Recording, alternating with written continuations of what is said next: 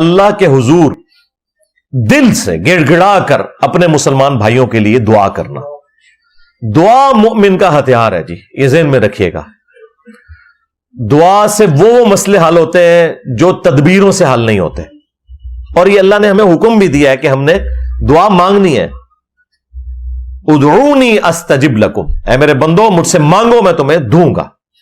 اور پھر ساتھ میں ان الذین یستکبرون عن عبادتی، جو تکبر کریں گے میری اس عبادت سے، یعنی مجھ سے دعا نہیں کریں گے، میں انہیں عنقریب ذلیل و خوار کر کے جہنم میں پھینکوں گا.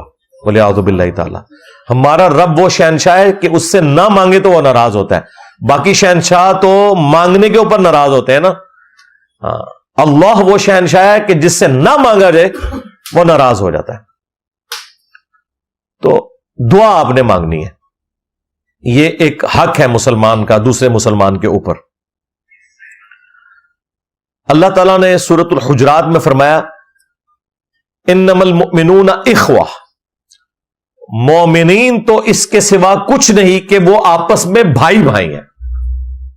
اور اس کی جو ایکسپلینیشن ہے نا، وہ نبی صلی اللہ علیہ وآلہ وسلم نے جس انداز میں کی ہے، صحیح بخاری اور صحیح مسلم دونوں میں حدیث ہے کہ باہمی اخوت میں، بھائی چارے میں، ہمدردی میں تمام مسلمان ایک جسم کی مانند ہے. جسم کے اگر ایک حصے میں بھی تکلیف ہو تو پورا جسم اس کی تکلیف کو محسوس کرتا ہے. حتیٰ کہ صحیح مسلم میں یہاں تک الفاظ ہیں کہ اگر آنکھ میں تکلیف ہوتی ہے نا تو پورا جسم رات کاٹ کے گزارتا ہے. صرف آنکھ نہیں جاگ رہی ہوتی، پورا جسم جاگ رہا ہوتا ہے. تو یہ دعا والا معاملہ کرنا ہے. اور اس دعا میں ہمارا اپنا فائدہ بھی ہے.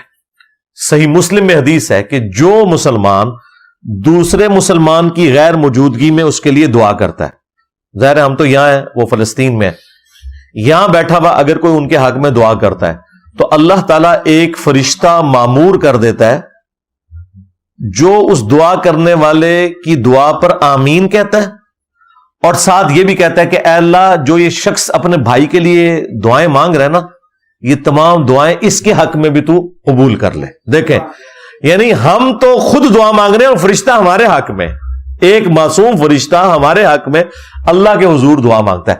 تو اس دعا کرنے کا فائدہ ہمیں خود بھی ہے کہ اگر ہم اپنے بھائیوں کے لیے دعا کریں گے ان کو تو فائدہ ہونا ہی ہونا ہے. انشاءاللہ ہمیں بھی اس حوالے سے فائدہ ہوگا.